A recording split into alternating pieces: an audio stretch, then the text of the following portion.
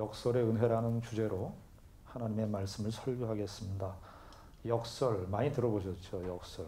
한문으로는 거수를 역에 말씀 설자를 쓰더라고요. 역설을 사전을 찾아서 그 사전적인 정의를 살펴봤더니 이렇게 되어 있더라고요.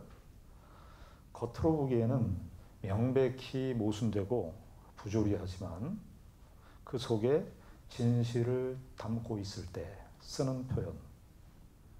다시 한번 읽겠습니다. 겉으로 보기에는 명백히 모순되고 부조리하지만 그 속에 진실을 담고 있을 때 쓰는 표현. 그것이 바로 역설입니다. 오늘 우리가 마태복음 27장에 있는 말씀을 읽었습니다. 예수님의 순환에 관한 기사지요. 예수님의 순환 기사가 역설적인 장면을 가장 잘 보여주는 대표적인 기사가 아닌가 싶습니다.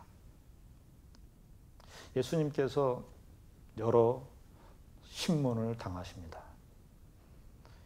요한복음, 사복음서 전체를 우리가 염두에 두면은 예수님께서 여러 사람들에게 신문을 당하셨습니다. 요한복음에 의하면 안나스에게 신문을 당하시고, 또 마태복음에는 가야바에게 또 신문을 당하시고, 누가복음은 다른 복음서에 빠져 있지만 누가복음에는 헤롯에게도 신문을 당하시고, 그리고 다시 와서 빌라도에게 신문을 당하시고, 산헤드린 앞에서 신문을 당하시는, 재판을 당하시는 그런 모습이 예수님의 신앙 기사 속에 아주 길게 수록되어 있습니다.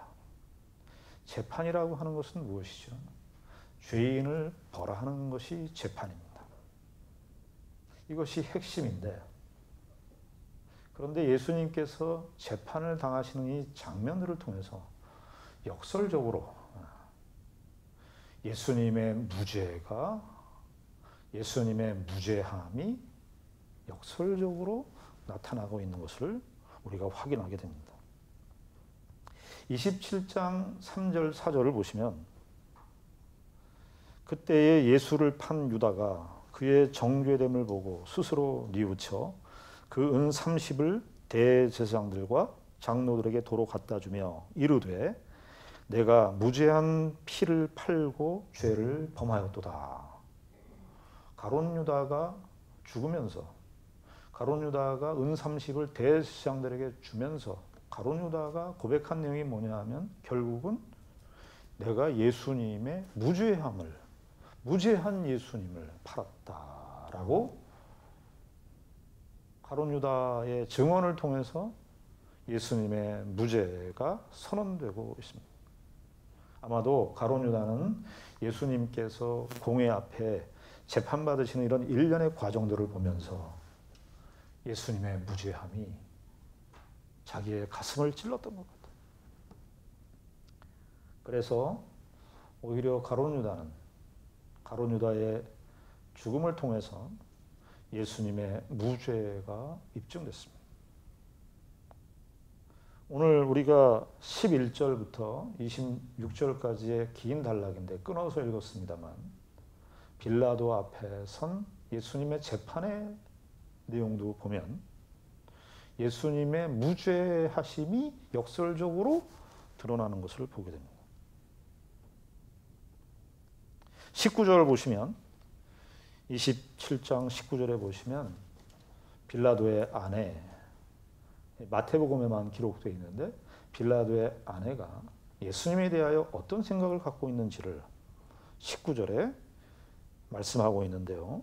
19절 보시면 총독이 재판석에 앉았을 때 그의 아내가 사람을 보내어 이르되 저 옳은 사람에게 아무 상관도 하지 마옵소서.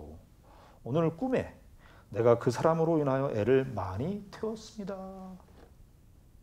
빌라도의 아내가 옆에서 예수님의 재판의 일련의 과정들을 다 보고 자기 남편인 빌라도가 예수님을 신문하시는, 이게 사실은 27장 11절서부터 14절까지가 빌라도의 1차 재판이고요. 15절서부터 26절까지가 2차 재판입니다. 이 사이에 뭐가 있었냐면 누가복음의 23장에 헤롯이 예루살렘에 와 있었는데 헤롯에게 예수님이 가서 재판을 받으시는 내용이 기록되어 있어요. 그러니까 11절, 14절 사이에 1차, 11절과 14절이 빌라도의 1차 재판이고 15절 이하에 나오는 내용이 2차 재판입니다. 마태복음을 생략하고 누가복음을 종합해서 끼워 넣으면 그 누가복음에는 그 헤롯의 재판의 과정이 기록되어 있는 거예요. 그러니까 빌라도의 아내는 1차 재판, 예루살렘 공회의 재판도 보았고 빌라도의 1차 재판도 보았고 헤롯의 1차 재판도 알았는데 이런 모든 일련의 과정을 보니까 빌라도의 아내가 볼 때 저 사람은 옳은 사람이라 이렇게 되는데 의로운 사람이라. 의로운 사람이라. 오히려 재판을 하는 로마의 실력자인 로마 총독의 빌라도 아내가 예수님의 무죄함을 오히려 예수님의 의로우심을 역설적으로 드러내고 있습니다. 빌라도 심판 재판의 당사자인 빌라도는 어떻습니까? 여러분들 기회 있을 때 사복음서에 다 보시면 빌라도가 예수님을 죽이지 않으려고 애쓰는 빌라도의 모습을 보게 됩니다. 22절부터 보시면 이렇게 되어 있습니다. 빌라도가 이르되 그러면 그리스도라 하는 예수를 내가 어떻게 하랴? 그들이 다 이르되 십자가에 못 박혀야 하겠나이다. 23절에 빌라도가 이르되 어찌 미냐? 무슨 악한 일을 하였느냐? 그들이 무슨 악한 일을 하였느냐? 그들이 더욱 소리질러 이르되 십자가에 못 박혀야 하겠나이다 하는지라. 24절 빌라도가 아무 성과도 없이 도리어 밀란이 일어나려는 것을 보고 물을 가져다가 무리 앞에서 손을 씻으며 이르되 이 사람의 피에 대하여 나는 무죄하니. 여기 이 사람의 피에 대하여 나는 무죄하다 이렇게 되어 있는데 다른 사본에는요 이렇게 되어 있습니다. 이 의로운 사람의 피에 대하여 나는 무죄하다. 세상에 이런 재판이 있을까요? 재판은 죄를 벌하는 거예요. 죄인을 심판하는 것이 재판의 영역인데 오히려 그 재판을 할수록 예수님의 의로우심 역설적으로 드러나게 되는 것을 봅니다. 그러면 둘 중에 하나죠. 예수님이 옳다면 누가 틀린 겁니까? 재판하는, 심판하는 예루살렘 공회, 안나스의 사위인 가야바, 헤롯, 빌라도까지. 누가 그러면 죄인인 겁니까? 잘못된 심판과 잘못된 재판을 하고 있는 이들이 죄인인 것입니다. 이런 역설적인 상황이 펼쳐지고 있는 아주 이상한 재판의 모습이 예수님의 순환 기사 속에 등장하고 있습니다. 예수님께서 예수님의 의로우심이 이렇게 역설적으로 드러나는데 또 우리가 중요하게 생각해 봐야 되는 역설적인 상황이 있습니다. 우리가 26절을 읽었는데요. 바라바를 살려주는 내용입니다. 이에 바라바는 그들에게 놓아지고 예수는 채찍질하고 십자가에 못 박히게 넘겨주었다. 마가복음도 동일하게 이렇게 기록했습니다. 바라바는 십자가에 죽을 위기에 있었던 사람이 바라바였습니다. 여러분,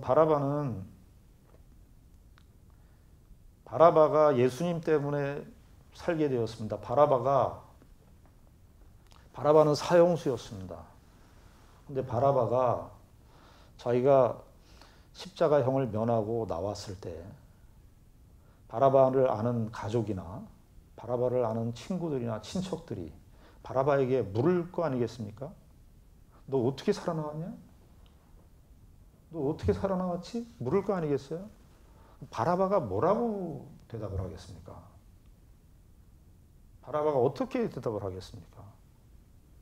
바라바가 무슨 얘기를 할까요? 바라바는 이렇게 대답하게 돼 있죠. 예수님이라는 분이 계시는데 내가 원래 거기 십자가에 죽어야 되는데 예수님이 대신 십자가에 돌아가셔서 내가 살았어. 마태복음은 이 마가복음과 마태복음 이 26절에 바라바는 그들에게 놓아주고 바라바는 자유를 얻었는데 예수님은 드디어 이 십자가에 못 박히게 되었다. 이 같이 기록되어 있어요. 마치 이것은 예수 그리스도의 십자가가 어떤 식으로 구원을 이루실 것인가를 보여주는 구원의 전형적인 그림 아닙니까? 예수님께서 십자가에 못 박히심으로 1차적으로 누가 구원을 얻은 거예요? 바라바가 구원을 얻었습니다.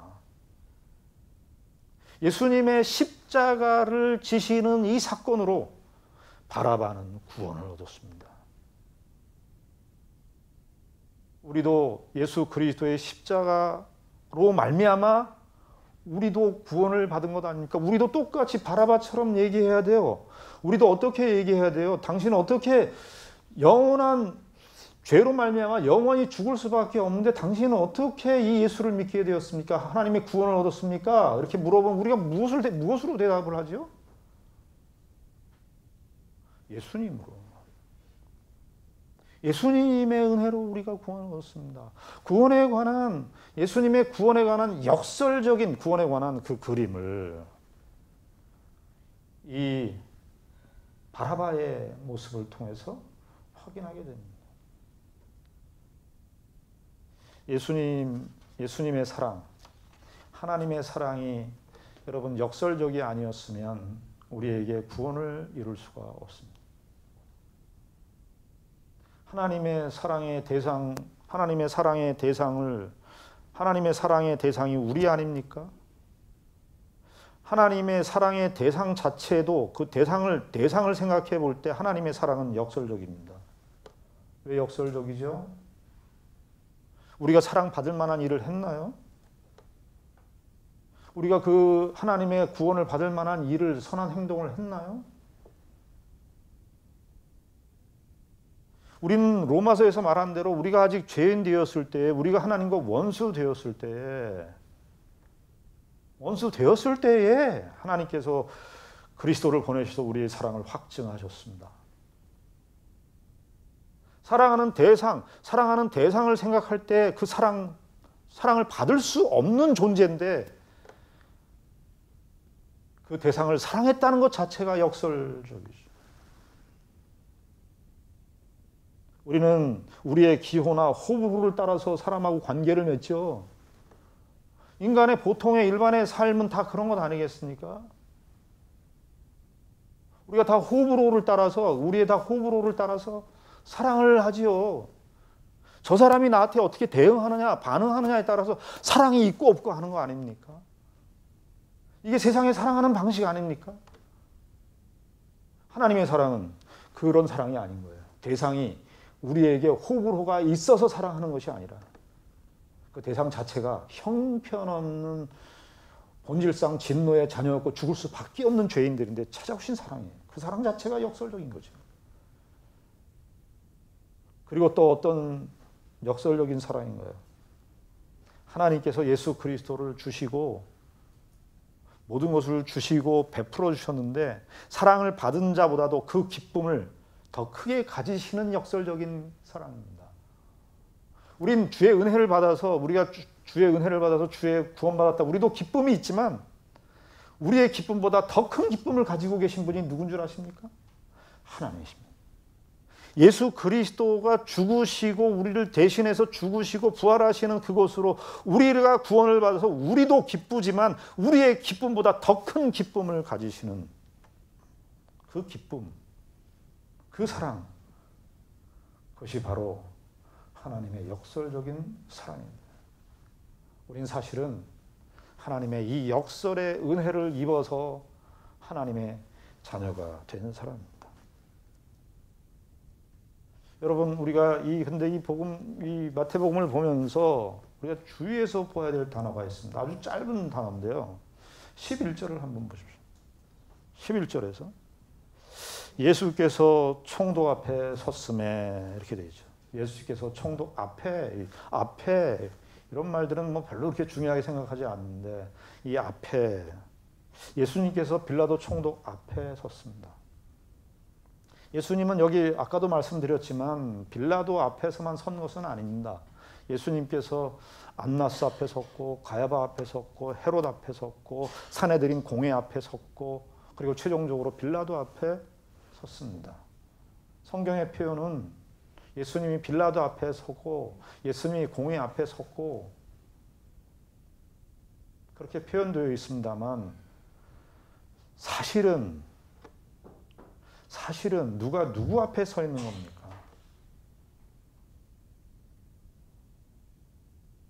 정말 빌라도 앞에 서신 예수 그리스도라고 표현하는 것이 맞습니까?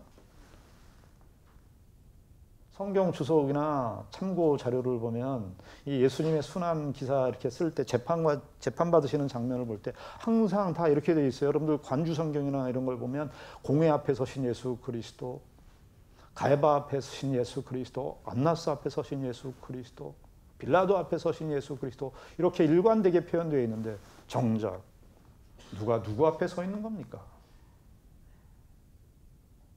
예수님이 빌라도 앞에 서 있는 게 맞습니까? 그렇게 표현하는 것이 맞습니까? 누가 누구 앞에 서 있는 겁니까? 예수님 앞에 빌라도가 서 있는 것이고 예수님 앞에 공회가 서 있는 것이고 예수님 앞에 안나스가 서 있는 것이고 예수님 앞에 헤롯이 서 있는 것이죠. 정확하게 얘기하면 빌라도 앞에 서신 예수 그리스도가 아니라 예수 앞에 서신 빌라도입니다.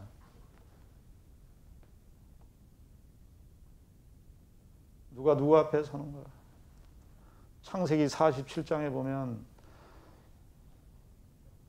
요셉의 가족들, 야곱의 가족들이 애굽에 이주하게 되는 그 과정이 나오는데 그때 130세 된 야곱이 제일 나중에 자녀들과 함께 애굽의 궁에 도착합니다. 바로의 궁에. 그때 성경의 표현에 보면은 야곱이 바로 앞에 섰다 이렇게 되어 있습니다. 야곱이 바로 앞에 섰다. 그런데 누가 누구를 축복합니까? 야곱이 바로를 축복합니다. 누가 누구 앞에 서 있는 거예요? 바로 앞에 야곱이 서 있는 겁니까? 야곱이 바로 앞에 서 있는 겁니까? 바로가 야곱 앞에 서 있는 겁니까? 정확하게 얘기하면 야곱의 하나님 앞에 바로가 서 있는 겁니다. 여러분, 예수 믿는 우리들도요, 세상 앞에 우리가 있는 게 아니에요. 세상 앞에 쩔쩔매면서 우리가 있는 게 아니에요. 여러분, 베드로가 왜 부인을 했는 줄 아십니까? 26장 70절을 한번 보십시다. 26장 70절. 26장 70절에 보면 이렇게 되어 있습니다. 베드로가 모든 사람 앞에서 어떤 앞에서라고 하는 것은 그가 가장 의식하는 대상이죠. 베드로가 지금 누구를 의식했다고요? 모든 사람을 의식했어요. 모든 사람 앞에 서 있으니까 베드로는 부인하게 된 것입니다. 이 빌라도 또 안나스, 가야바 이 사람들은 다 누구 앞에 서 있는 겁니까? 세상의 권세 앞에 서 있는 겁니다.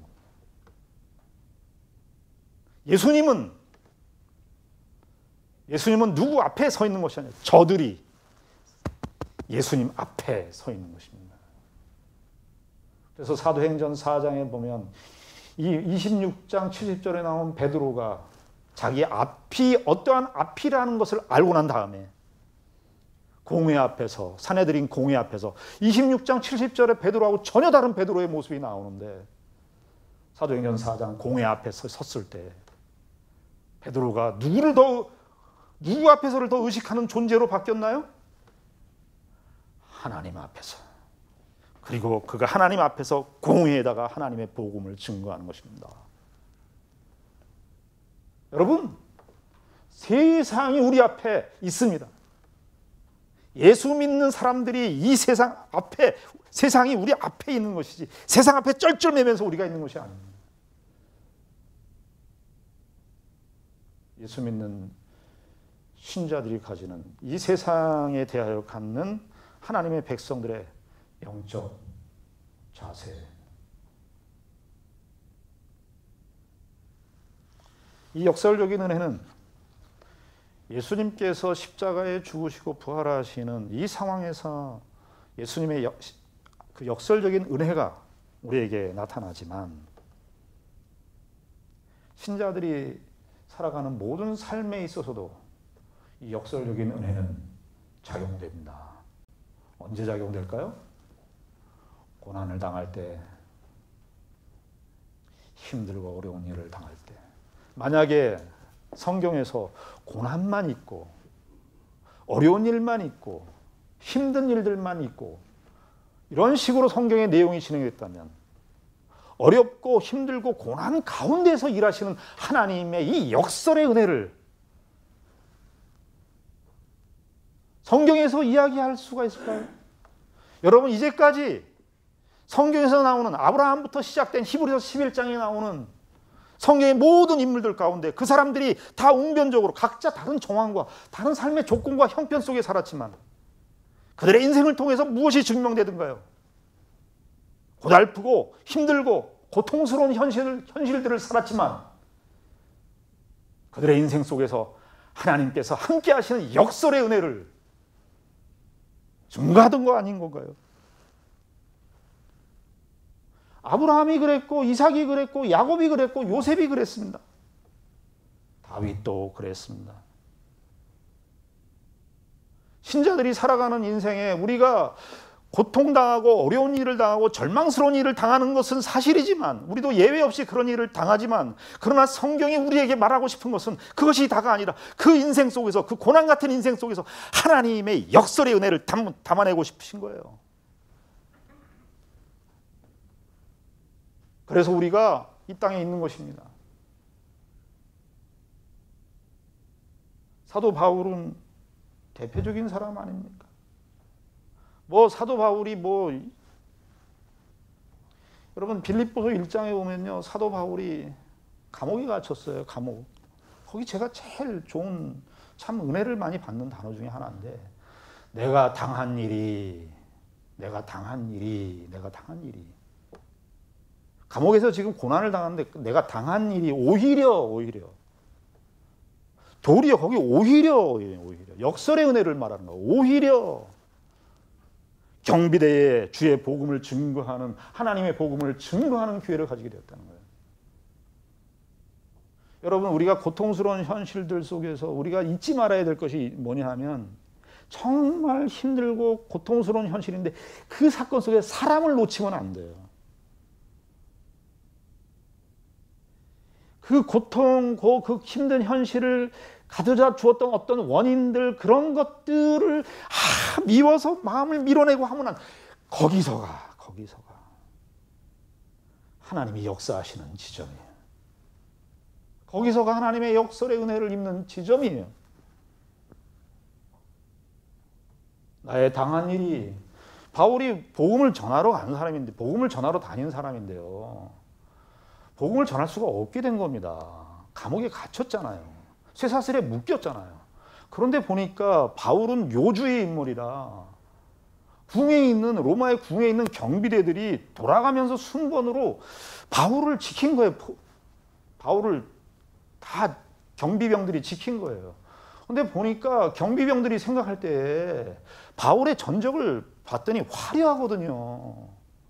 아무도 남부러울 것 없는 사람이에요. 그럼 궁금하잖아요. 당신 왜 감옥에 있냐고. 그 이스라엘 사회에서 산헤드린 공이면 지금 국회의원이에요. 국회의원. 그럼 모든 영광을 다 버리고 당신 왜 이 감옥에 갇혀있냐. 바울이 얘기할 거 아니겠어요. 복음을 전할 기회를. 나 말이야 그렇게 살았는데 나 그것이 다가 아니더라. 내가 예수 그리스도를 다메섹 도상에서 만났는데 하나님의 빛을 봤더니 내가 이제까지 쌓아놓은 그런 모든 업적들이 다 배설물처럼 보이다. 나 그래서 그 예수 그리스도의 사신이 돼서 내가 이 자리에 와 있다. 나를 설명해 주는 나는 예수 그리스도의 복음밖에 없다. 그래서 복음을 전할 기회를 가지게 되니까 나의 당한 일이 도리어, 바울의 이런 고백들은 여러분들 바울 서신을 보면 바울 서신 다 역설의 은혜를 말하는 거예요. 역설의 은혜. 바울이 고린도후서 12장에서 그 고난의 목록을 이야기해요. 거기 보면 그러므로 내가 그리스도를 위하여 약한 것들과 능력과 궁핍과 박해와 곤고를 기뻐한다 그래요. 이것은 자기의 약함이에요. 능력, 약한 것, 궁핍, 박해, 곤고, 이건 바울의 약함입니다. 그런데 이걸 기뻐한대요. 왜 기뻐하느냐? 이는 내가 약할 그때에 강함이라. 바로 이 약한 그곳에 이 궁핍, 박해, 곤고, 이 사실 속에서 그리스도의 능력이 거기 머물게 되더라는 거예요. 그래서 역설의 은혜를 말하고 있는 것입니다. 여러분, 신자의 존재론, 신자의 운명, 우리가 사는 이 세대 모든 삶, 신자들이 모든 겪는 모든 여러 가지 정황들, 조건들, 우리가 살아가는 모든 인생살이들, 역설의 은혜로 우리가 존재하는 사람들입니다. 우리의 존재와 운명과 삶의 모든 것들이 다 역설의 은혜로 사는 존재들이지만 우리의 신자들이 살아가는 삶의 윤리도 역설입니다. 대표적으로 로마서 12장에 보면 이렇게 되어 있죠. 너희들이 하나님이 기뻐하시는 거룩한 산 제사로, 산 제물로 드려라. 산 제물로 드려라. 이렇게. 산 제물로. 여러분, 제물과 살았다는 것과 제물이 양립할 수 없는 거예요. 왜냐하면 제물이라는 건 뭐죠? 죽어야지 제물이 되는 거예요. 그 구약의 희생 제물을 염두에 둔 표현인데 제물은 뭐죠? 죽은 거예요. 근데 죽음이라는 단어에 살았다는 말을 쓴 거예요.